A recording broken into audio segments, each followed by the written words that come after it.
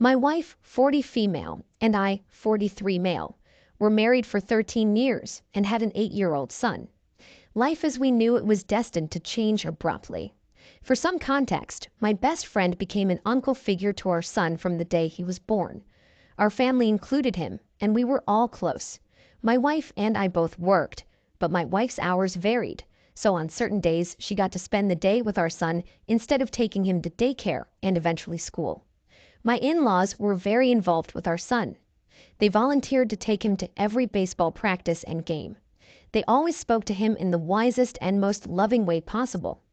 I could tell they wanted to teach him everything they learned in so many years of living. They wanted to be a trusted and stable presence in his life. They were unaware that his mother kept a very dark secret for many years that was about to be exposed. My wife was getting more distant. It seemed like she was trying to convince herself she didn't need me in her life. She wanted to believe that what she was planning wouldn't ruin any of our lives. According to her, this was only supposed to set things right. One day, my best friend called me, and I could tell something was wrong. He asked me to meet him for lunch, and that's where he broke the news. My son, the boy I'd been raising all 8 years of his life, was actually my best friend's son. My wife cheated on me all those years ago, and they knew he was his father. My wife insisted they keep it a secret from me because she didn't want to go through a divorce and custody battle. She knew that her infidelity would be proven and she would lose any and all support from her parents. Now my best friend was telling me he wanted to be my son's father, his rightful father, as he put it. Not only that, but he also wanted to marry my wife, so they could be the family they were always meant to be. I was absolutely furious with him. I slapped him across that face for trying to steal my family and told him to go get his own.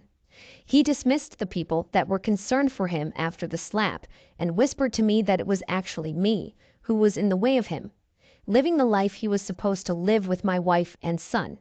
He told me I should just let them go and seek out a new woman to have kids with so we could each have our own family. I knew I had to stop his delusion from becoming a reality. I went home and confronted my wife, telling her what my best friend was trying to claim. Instantly, she was on edge and pulled cigarettes out of her purse.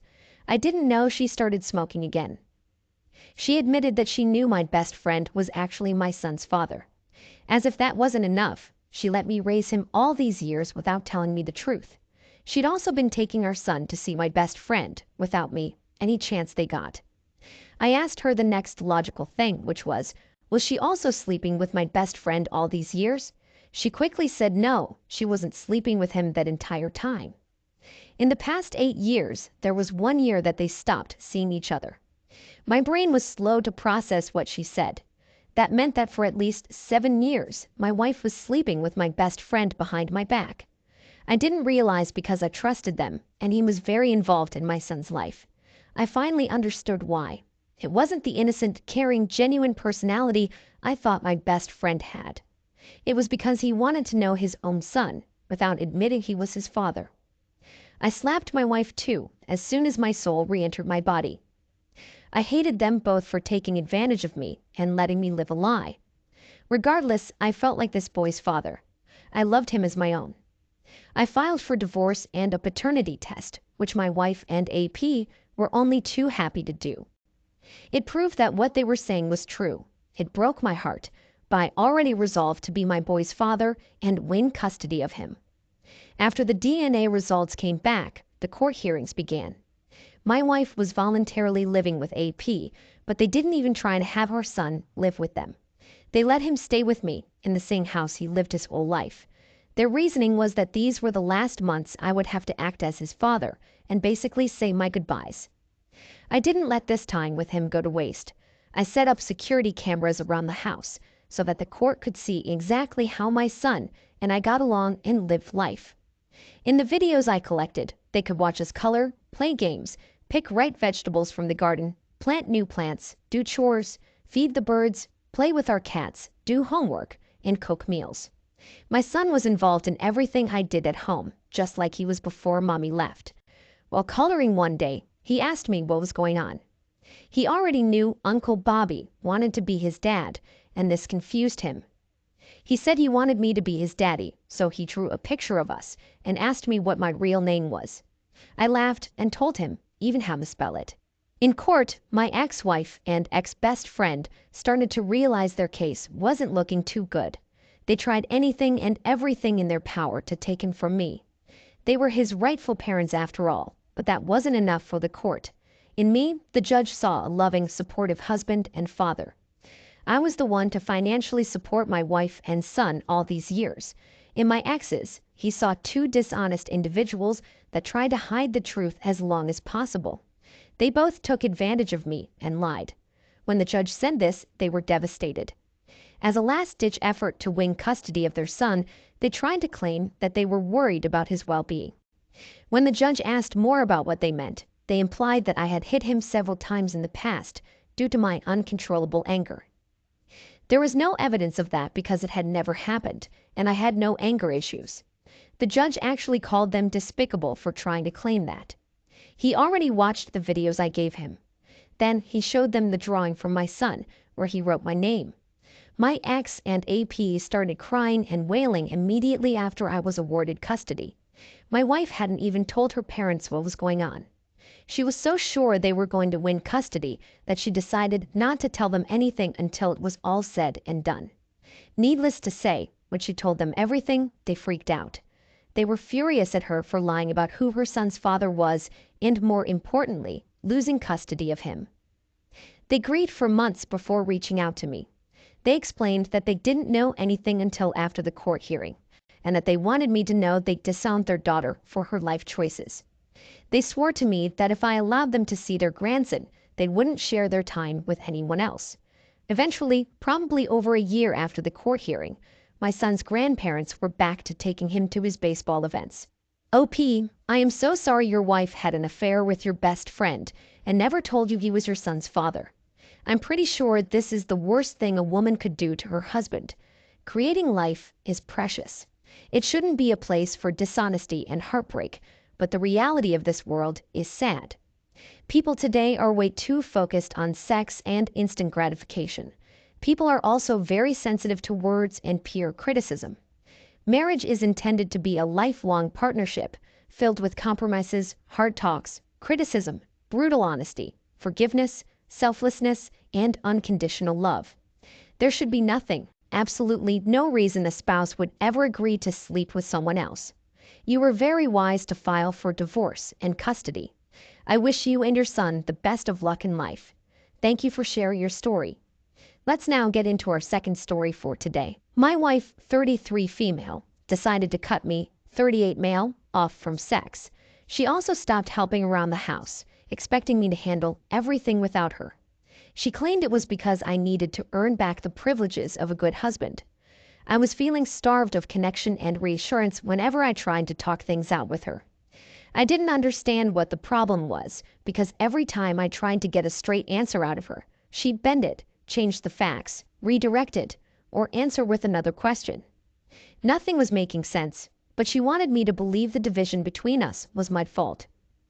I knew what was happening when she told me she planned to attend a women's-only event. She knew I couldn't ask to go, and if I tried to ask her to stay, she would say I was denying her what she needed, even though that's exactly what she was doing to me. While I couldn't sleep, I went through her accounts, phone records, and search history. I paid a few dollars to trace some suspicious numbers she communicated with a lot. One number specifically was seen 10x more than her mother, who she always kissed up to. This was her therapist's personal cell. I did some more searching and found he lived in the same town where my wife booked the hotel for her women's-only event. On the second night she was gone, I put together a timeline of events that included all the facts I uncovered and the conversations we had. She was doing some pretty disturbing internet searches, including how marriages turn out with your therapist, how to hide assets during a divorce, how to catfish someone, and if a therapist can lose their license for having sex with their client. She was in love with AP and Googled him almost every day. She did background checks on him and his wife too. I confronted her via text while she was on her trip, outlining all the evidence. I called AP by name and told her she needed to come clean if she intended to fix our relationship. She came home a day early and wanted to know how I found all this out, but I didn't need to tell her anything. It didn't take long for her to come clean about everything and even provide me details. She said her and AP first had sex 3 months ago, around the time she stopped having sex with me, but their emotional affair started almost a year ago. She told me she wanted to stay married to me while she continued sleeping with her therapist to see where things went. I knew immediately I was going to report AP to the board and have his license revoked.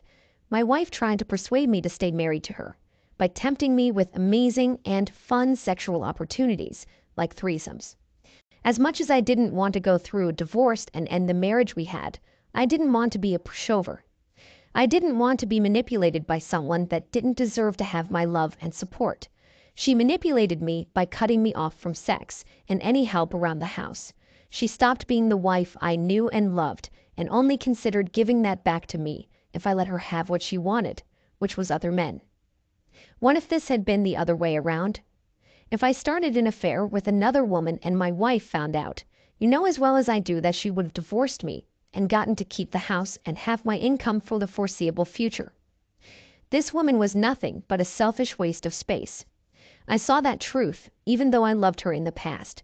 She betrayed me, and I wouldn't be made a fool by giving in to her demands and continuing this broken, dirtied relationship. I had proof of her infidelity. If my wife wanted an open relationship, she should have talked to me about it. If she talked to me about it instead of cheating on me, we might have been able to save our marriage. We could have talked about when we got married, how we vowed to commit all our love to each other.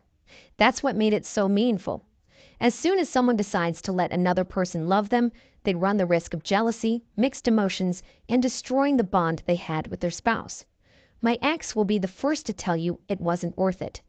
She pays me alimony now and had to move in with her younger sister because the mother she kissed up to so much didn't want anything to do with her.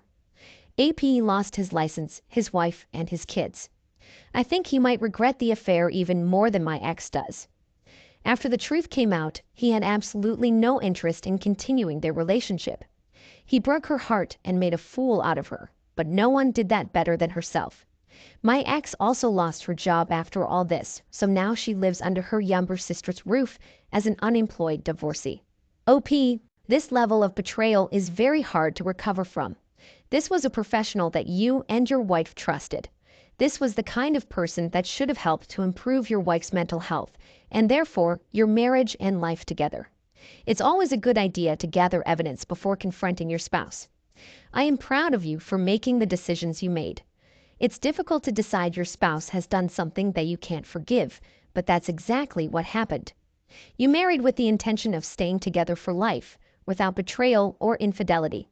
There didn't have to be infidelity if only your wife would have spoken to you honestly about what was happening, instead of hiding it until she started manipulating you. She let this forbidden and unnecessary relationship grow and grow. Thankfully, you managed to see your wife's actions for what they were and refused to give in to something so foolish. Thank you all for taking the time to listen to today's stories.